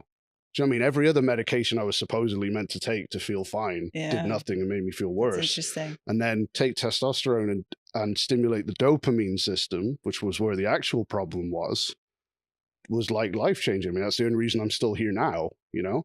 But I just wanted to make that point because, like, I'm sure there are other people out there who maybe are in a similar scenario where they're getting thrown all these other pills that are maybe working on systems that aren't the broken system, and maybe something like TRT, I'm not saying they should all just go on TRT, but something like that is actually going to help fix the system that is broken. And it's not the traditional thought process of your GP or your doctor or whoever you go to, you know? Yeah. So it could be, though, because they're all going to tell you to get a second opinion. You know, so if the conversations that you're having with a physician just don't seem to line up, that's why you should see a different physician, especially if it's hormone related, because most don't specialize in that at all. Yeah. You know, so you just find somebody else.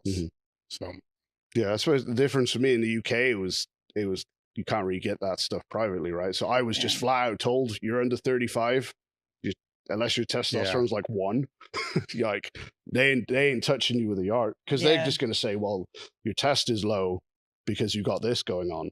But it was never thought of the other way around, right? Maybe all of this is going on because this is, and so on and so forth. Or I just thought that was an interesting point in that, you know, there is probably a demographic of people out there who maybe have a similar issue, and that TRT or something like that, thyroid usually, could actually be the game changer for them. Like thyroid is another great example. Like, oh, well, you know, at least if we give you SSRIs, you won't feel bad about feeling tired all the time. You don't be as sad about it. Where it's like, well, can we just not be tired? Can we do something about that? I know. Well, I do actually have clinicians, if anyone listening is in the UK, there are 2 clinics that came to Silverback, and they treat the way that I would want them to, similar to how Merrick looks at things. Because in the UK, it is difficult. Australia as well. Those are some of the toughest countries to get proper HRT. But if anyone listening needs somebody, I got a guy. Yeah, well, I'm glad you've done that, because like the UK is pretty far behind. Yeah, in that regard, you know, we come over here and see what you guys. I know you all think your system's broken and you're still way behind, but we're another step back again, you know. So all of this is like kind of groundbreaking for us. Oh, shit, we can get access to this stuff if we come to Florida. You can get anything. Well, yeah, exactly, right. Go to Mexico and just buy it over the pharmacy counter. Worst case scenario. That's where Florida sources it from. Yeah, perfect. So another one that came up was first off, the use of things like fenugreek and tribulus and all those type of test boosters. You can probably tell from my demeanor what I think of them, right? Anyway, the question was, do you think they do anything? Do they have any effect? And if so, should they or should they not be cycled in their usage? So I've had guys actually drop me their labs in my DMs on Instagram. Like, I took X or whatever booster, and then it did this to my labs and my test went up. Similar to what we were talking about before, but they don't feel any different. Nothing else has changed in their life or whatever. But they are like, yes, okay, so yes, you can say it works theoretically if you can show on paper that it went up in your blood. If you want to say that was the reason, cool. I will say, just like with anything, like fat burners and all that stuff, if it worked the way a lot of the companies claim, then we would all be taking them and everybody would be on it. Yeah. But again, if you need testosterone, use testosterone. Very good point. Okay. I'm going to read out one or two of the more novel questions. Naughty?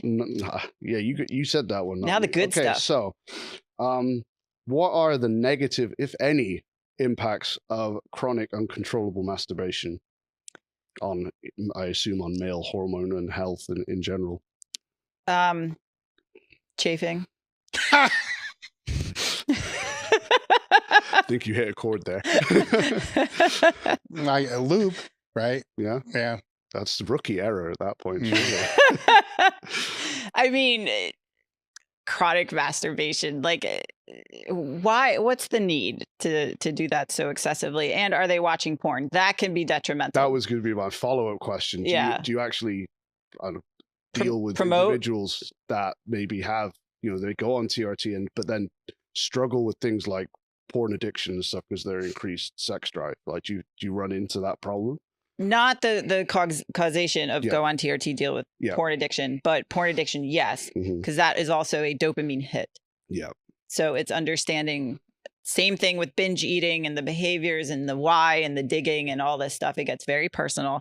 I have no reservations asking questions, very open. So I've had a couple guys deal with that, not a ton. But yeah, I would say that can be detrimental because also, first of all, if porn is your first experience to sex, that's what you think sex is going to be the rest of your life. And then you realize that people don't look so delicately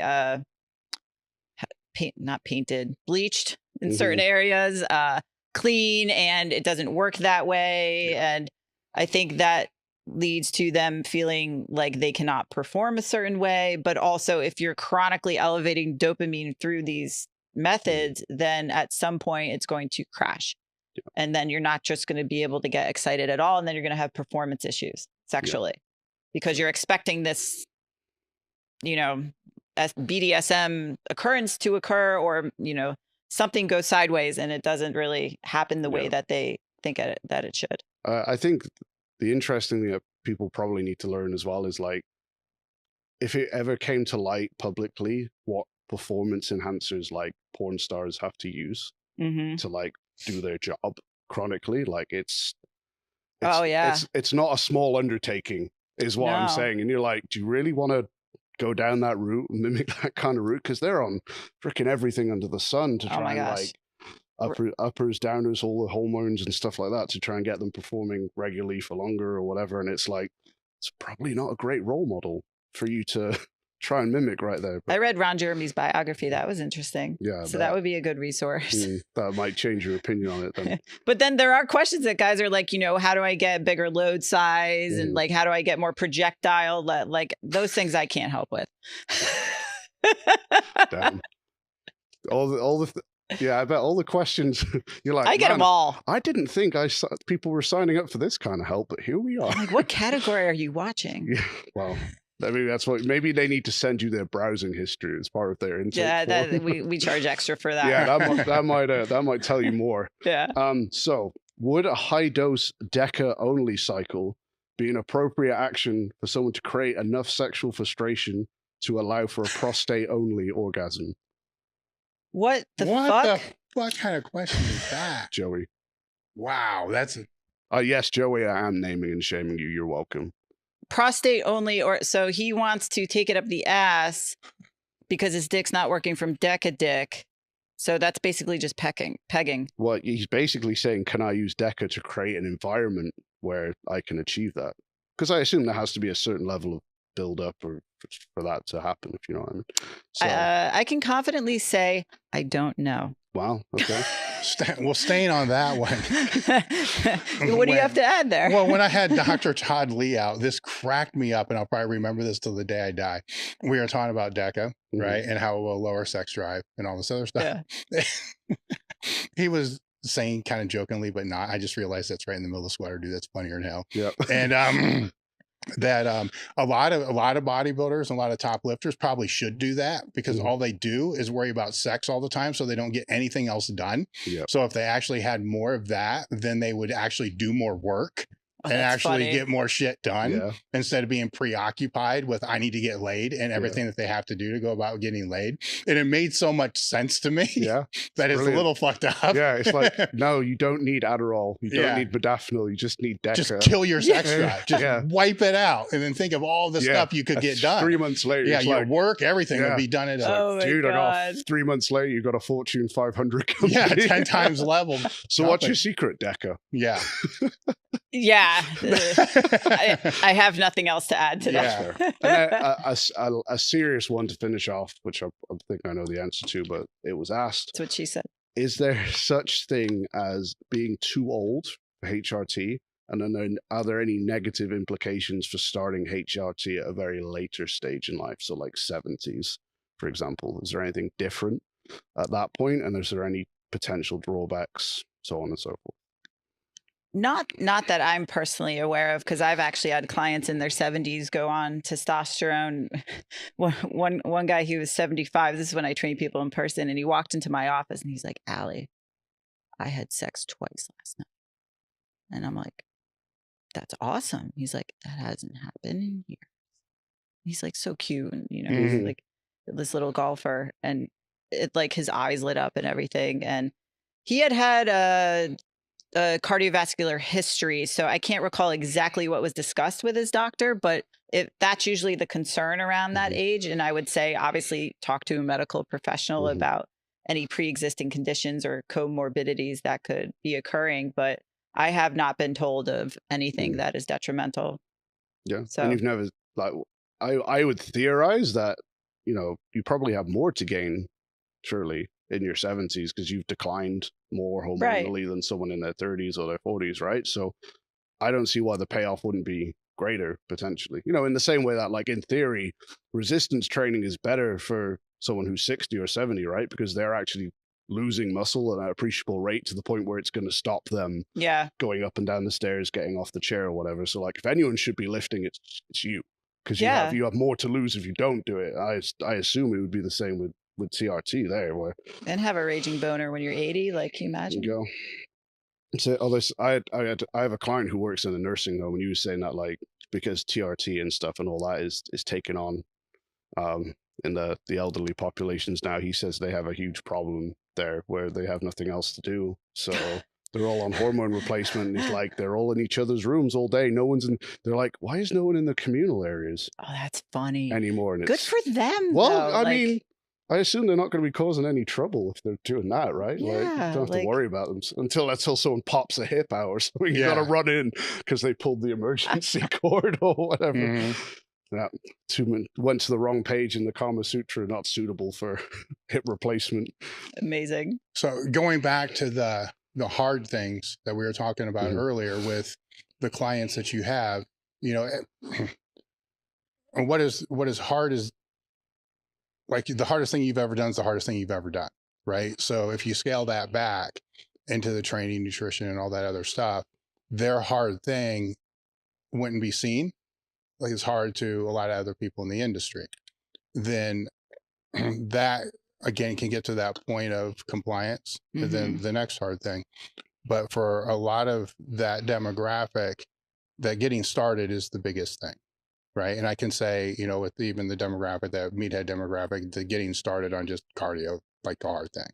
Right. So there's a process that you have to go through to be able to pick the right hard thing that's going to have an actual positive return. Right. Because if you've never done anything before, it's always hard.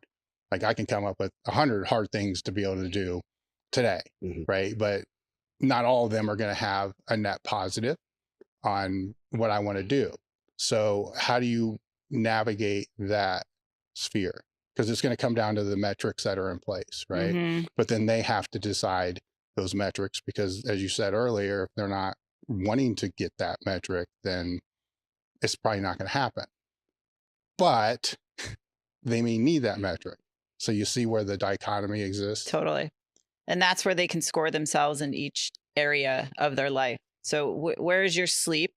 Let's put that on a scale of 1 to 10. Your relationships, your gym, your nutrition, and then anything else in your life that you may be dealing with. And what has the lowest score there?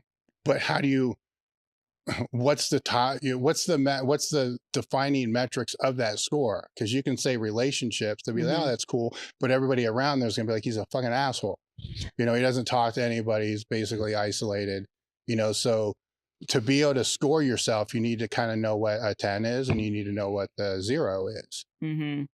Yeah. So usually that will come with, what is the communication like with your spouse? Quite often it's not great at the moment because their life is not necessarily where they'd like it to be. And that's why they've come to us. or they've got a very supportive wife, they have a great relationship, work is suffering.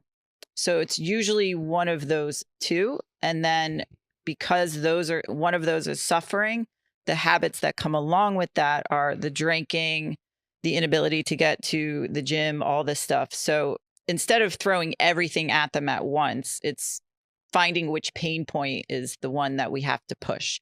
What does that tie into? So if you don't show up as the partner or the father that you want to be, that is going to tie into the future, to their children.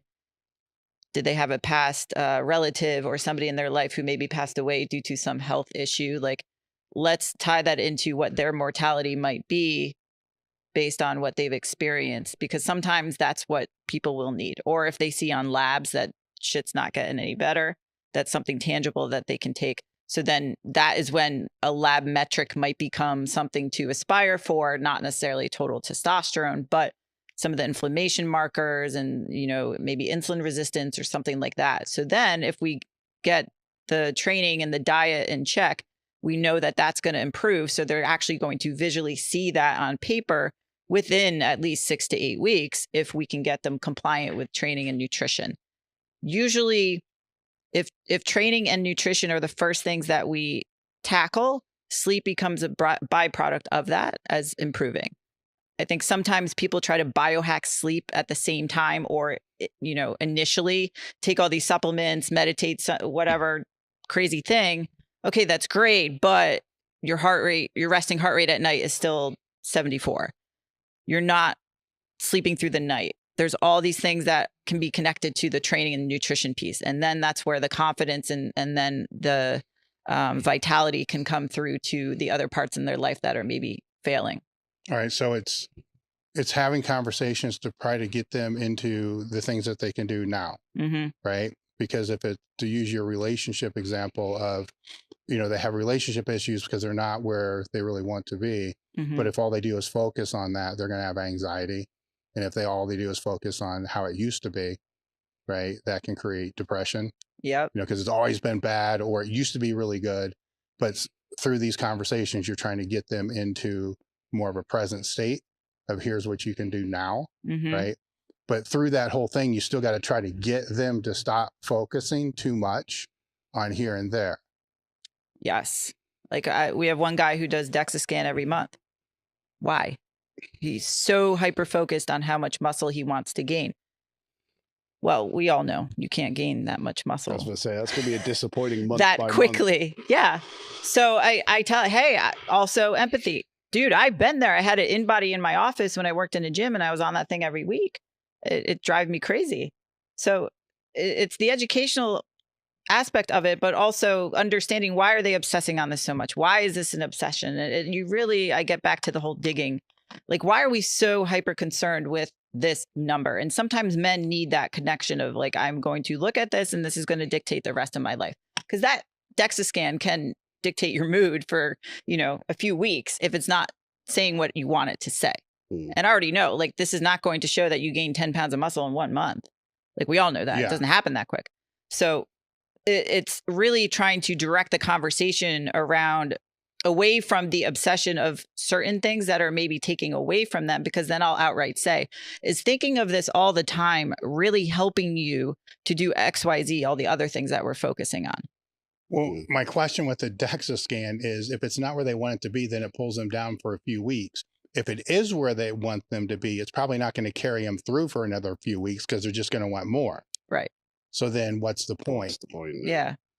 I mean, I think this probably goes against what a lot of people would say, but I think in a lot of scenarios, people just need to focus more on doing rather than end result. And I know that sounds stupid, right? But like, I suppose most people would refer to it as like being process driven over goal driven, right? But like, it's usually the act of doing stuff that gets you the results you want, right? And if you throw yourself into what if the point of training was to just train and do it consistently? A lot of people on Instagram would be screwed. Yeah, I know, right? Like, maybe that, if you see it for a an all-involved, self-isolated thing where the point of training is to train. I know that sounds kind of abstract, right? But if you think of it in that way, And it's like, well, I tick that box, and my only goal is to tick that box 4 days a week for 52 weeks. Chances are at the end of those 52 weeks, some good shit's going to happen. Yeah. Right. Whereas if I'm looking at like, oh, at 52 weeks, I want 8% body fat, a 350 bench, and this, I'm second guessing the doing part all the way through that process, because I'm like, well, I that means I need to lose 0.5% of body weight a week or whatever, and I need to put 5 pounds on my bench every week to get. You spend so much time analyzing that maybe you don't actually do the doing properly. Yeah. Whereas if the end goal was just train hard, and that is the goal. Go in and train hard 3 days a week, as hard as you can, almost for the purpose of to show yourself you can do it and build that habit. And then you tell me that something bad has come from that. Well, that will still play into what that end result's going to be, because if you go in and you can't train hard, you're going to wonder, why can't I train hard? Yeah. Okay. I didn't eat like shit. I didn't, I didn't sleep well. So when I go in the next time, I don't want to do those things again. Yeah. Because I want to actually be able to do what I'm supposed to do. And then that will lead there. Yeah. Whereas if they're just focused there, then they'll skip that. Yeah. Because they'll be like, okay, this is just, I got like 72 more sessions before this is supposed to happen. Whatever, the next one will be better than after like 2 weeks of that. You're like, shit, now I lost 2 weeks. Where if they were more hyper focused on that, then they can make better decisions on how to make that better next time, unless it's a deload. Yeah. Right. But the deload should feel like a deload, right? Yeah. If it doesn't feel like a deload, then you're going to be thinking, what the hell? This feels way too heavy for what it's supposed to be. Yeah. And that right there, I think, is one of the biggest mistakes that people will make, because you have metrics, and you need metrics because you need to know if you're actually getting better. But to get better, you actually have to do the thing. Yeah. Over over. I guess the point I was trying to make is that some people almost get paralyzed by overanalysis almost. And my God, yeah. And they forget that most people just don't train hard enough. People who do train, right? And you can then go down the rabbit hole of what's the best training program for me and stuff. But chances are, if you train pretty hard, it's going to work, unless it's stupid, right? And I think sometimes people would just benefit more on focusing on the here and now rather than in the future, what's going to happen in the future if I do all these things properly, or the past, like, oh, I used to be able to lift X, Y, and Z. Just focus more on your efforts right now. What can I do right now here to get better and do this to the best of my ability? And then that just stacks forever, right? But it's sometimes when you've got people who are like, have metrics like lab results and stuff like that, and that's their be all and end all, it must be really difficult to get them out of that. Whereas it's like, if you just have 5 or 6 things that you say every day, I do these 5 or 6 things to the best of my ability, all those things probably are going to fall in the line, So how do you take that and apply it to somebody that's never been in the weight room? So what I was just thinking is, what will come up is they think after 2 weeks, the workouts should change. They don't understand how if you repeat the same workout for at least a month, that gives you some measurement of progress. Are you lifting more than the first week? Are you lifting heavier or more reps, or, basic things that we forget about? Because I forget sometimes people think the workouts should change because they've done programs where there's different workouts every single week. And I'll ask them, well, why do you think the workouts should change?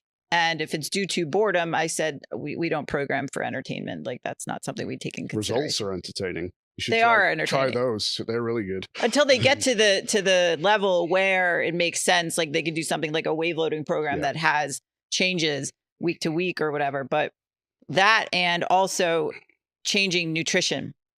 There are a lot of coaches that'll train macros or change macros every week. Sometimes we don't need to do that for months. That we've had guys, no change. Shouldn't my nutrition change? I'm like, why? Like, we're still getting results. You feel great. Like, you're performing well in the gym. Why should we change it? Because they were used to that before.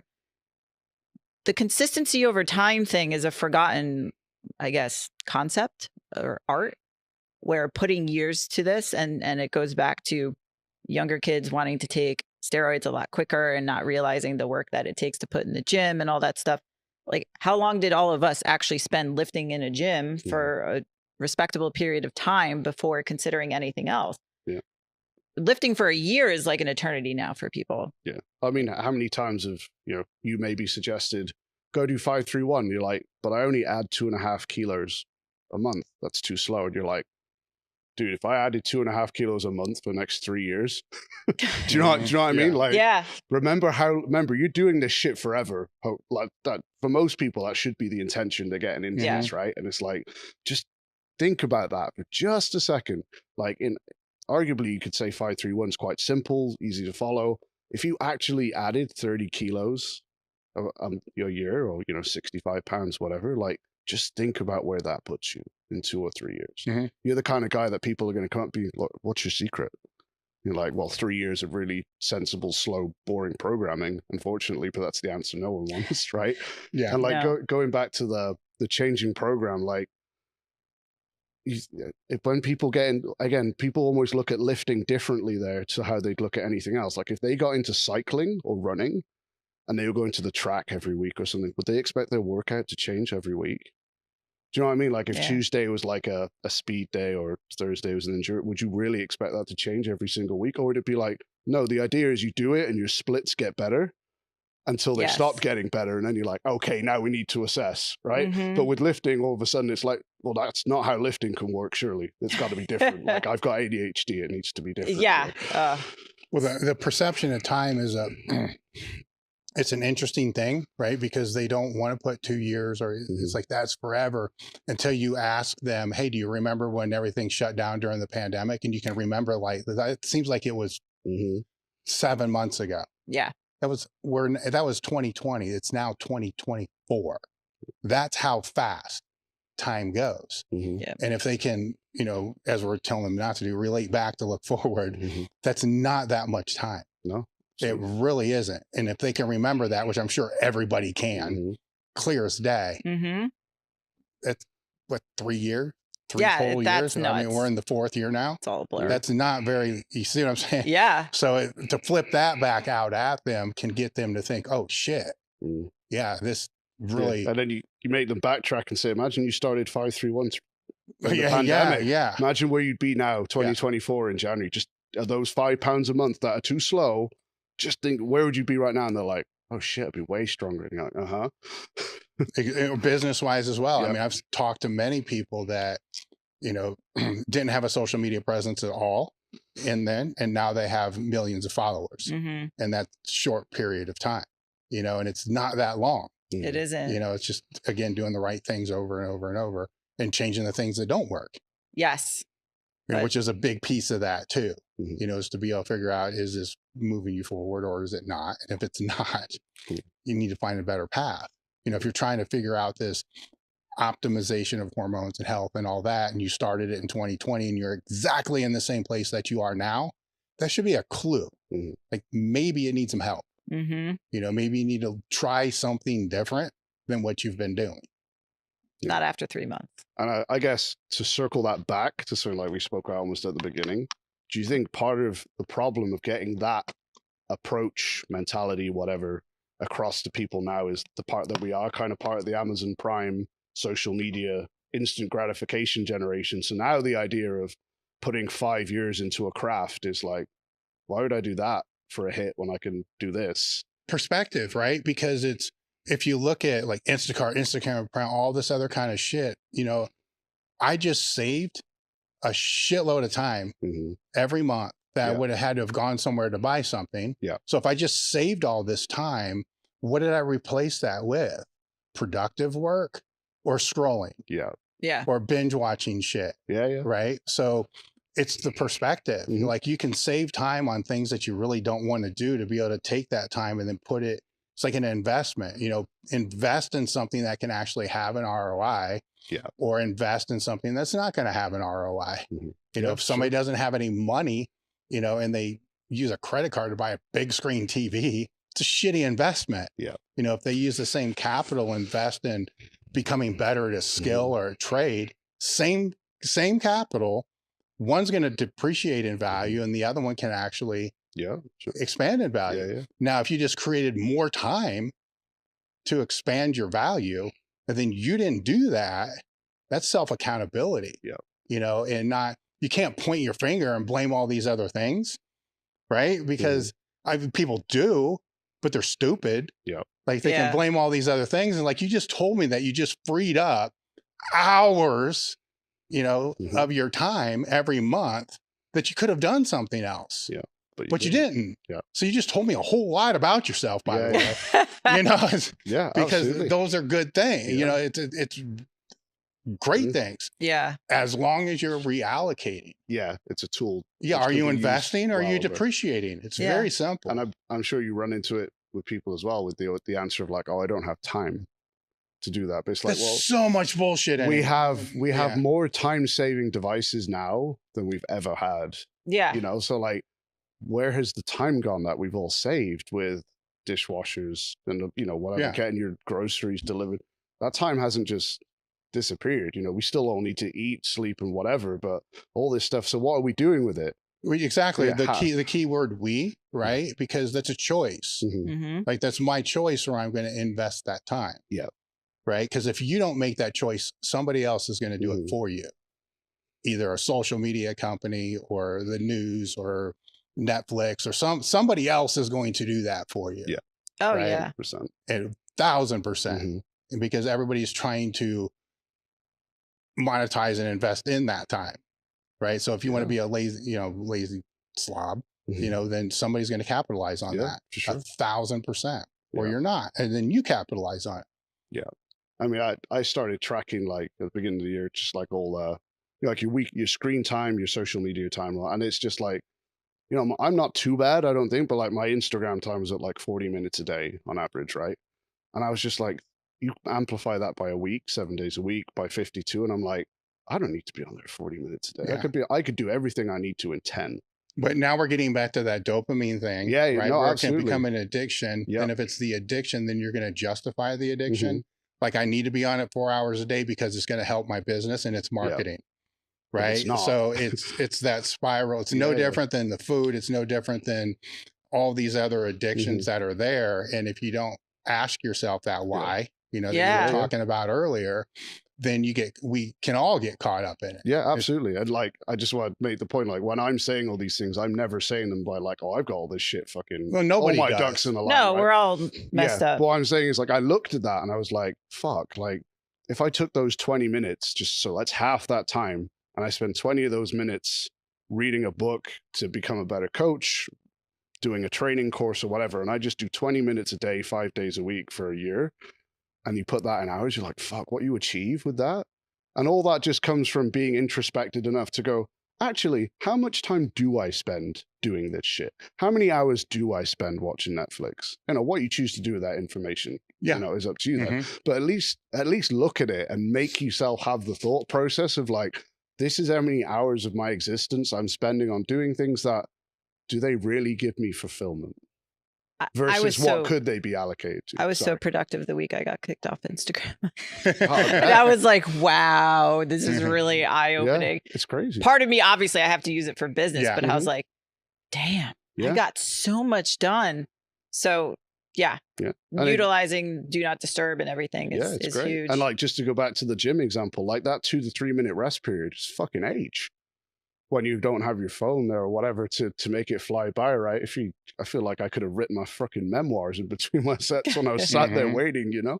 And it's just, it changes you. If you're willing to just really look at that stuff and look at yourself, it can change your perceptions, I think, in quite a drastic way, quite quick. You know, maybe that's the catalyst, maybe it's not, who knows? But I think until you look under the cover or whatever, under the bonnet or whatever, you don't even know what you're dealing with sometimes. You just people, they want everything quick. And that is like part of investing in hiring a coach. That is time collapsing for you that whole year, you know, because how much time, energy, money are you wasting trying to find the answer because you're changing programs every 2 weeks, changing coaches, hopping around, all this stuff, where if you just stick with one thing, you know, same with diets, people do the same thing. This didn't work. I did it for 2 weeks. Dude, this is actually efficiency. It's outsourcing a part of you. You know, when people think, well, I know what to do. I'm like, I know what to do. I've had a coach for 6 years.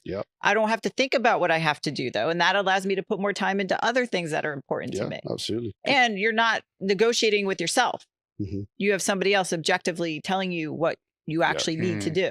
Well, that's what a coach really is, right? It's mainly objectivity, perspective, and maybe a bit of accountability for those. Like, that's what you're paying for in most scenarios, right?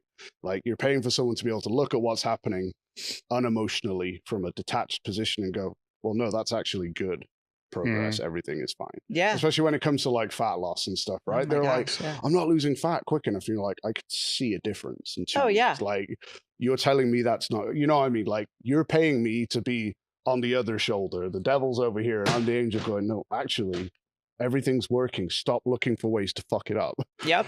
Side by sides are very powerful because you guys can't see it, or not you guys, but people can't see it the way that we can. So what's changed in your company since the last time you've been out here till now? Because you've had your summit, it's come and gone, you know, so what other things have transpired or are you working on now? We're working on Silverback 2024 now, which was amazing because we quadrupled our attendance from year one. And I think I have a good grasp on what it's about, which for us, it's bringing together a community of men who feel comfortable talking about everything we talked about today, but also in an unfiltered, unrestricted way. So if you go to certain medical conferences and all that, they restrict what practitioners can talk about. This is in a format where I'm the governing body organizing it, so I don't restrict anybody. But the overwhelming response of these guys was the community aspect of it and how awesome everyone was and friendly, and how they could talk to the doctors without judgment and talking about everything amongst other guys who have gone through similar things. So that's big on our agenda. When will that be? In November. We're nailing down the dates. We'll know in the next week. So end of January. And we're looking at Phoenix, Arizona, before we find an actual home of permanent residence. So kind of bouncing around. Yeah. And then in June, we've got our seminar coming up with Christian. 22nd, 23rd. Yes. No, 22nd and 23rd. Yeah. Yeah. That's in BioFit in Florida, In Orlando, Florida, which is going to be all about, well, it's going to be about a lot of different things, right? We're doing a lot of different presentations on training styles, method, basically longevity training. Yeah. And how to beat death. How to beat death, live as the most optimal version of yourself. It is literally for anybody who wants to come, but I think the primary audience will be coaches. It'll be very interactive. So it's not just going to be lecture. We're going to be doing group workouts and stuff and training with my team as well as Christian's team and lecturing a little bit, talking about all the men's health topics that we talked about today. But I'll talk about it very openly and kind of give everyone the chance to ask certain questions that maybe they were shy about or were censored from on any platform. Yeah, the Q&A will get interesting, I'm sure. I'll make it interesting. Well, yeah, I bet. How so?